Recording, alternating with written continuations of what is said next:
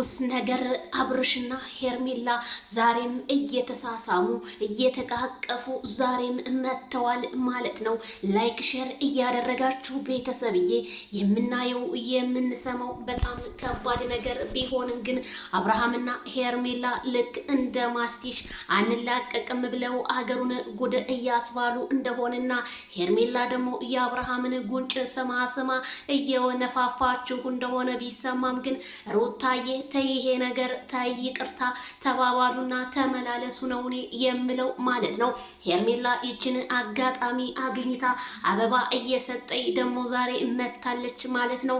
ፍቅርህና ፍቅሬ በጋን ተጠንስሶ እያለች ነው ማለት ነው። አቤት ዳረ ዜድዬ ከሄርሜላ ጋር መጥተዋል ፖስታለች ብላለች። እኔማ መርካቶዬ ይሄንን ጉዴን መሻየሁልሽ እና ነው ቤተሰብዬ ለማየትም ለመፍረድም ቪዲዮአቸውን አይተን ብንፈርድ ይሻላል። እነሱ እንደሆነ አብርሃምም ትናንትና በተናገረው እኔ ትዳርን ሳልፈልግ ነው እየገባሁበት፣ ግን ለምን እንደገባሁበት እራሱ አሁን ነው ቆጨኛለሁ ብለዋል ማለት ነው። እኔ ግን በጣም እያሳዘነኝ ነው የአብርሃምና የሩታ ትዳር እንደዚህ በማንም በሶሻል ሚዲያ ብቻ ሆኖ መቅረቱ። ሩታም ትናንትና መጥቶ ይጠይቅ እንጂ ሌላውን እንኳን ይቅር ጋሽዬ ስትል ብንሰማም ግን እኛ ግን ምን እንፍረድ ምን እንበል? በጣም ይከብዳል። በ80 ላይ 80 ሊደራረብ ነው ወይ አብርሃም?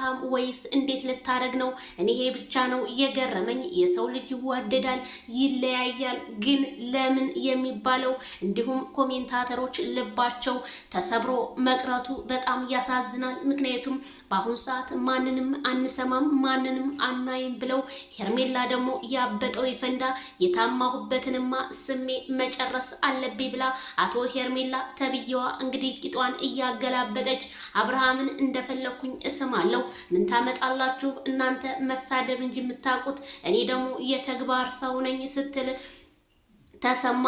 የተግባር ሰውማ መሆንሽን አየን እኮ ይሄው እንደፈለግሽ እያሽከረከርሽ እንደፈለግሽ ስትፈልጊ አዲስ አበባ ስትፈልጊ ቡታጅራ እንደፈለግሽ እያሽከረከርሽው በአንቺ ቁጥጥር ስር እንዳረግሽው እኮ እኛም እያየን ነው። ግን ለምን እንዲህ ሊሆን ቻለ?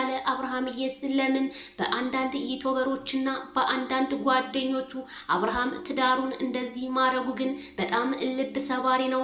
ሩታዬ ይሄንን ፎቶ ስታዩ ግን ልብ ይስጥሽ። እኔ አንቺን ብሆን ግን ጦርነት ነበር የምፈጥረው። ምክንያቱም 7ኛው ሰማይ ነበረ ከነመፈጠሩም የምሰደው። አብርሃም ግን በጣም ሳላደንቅ አላልፍም።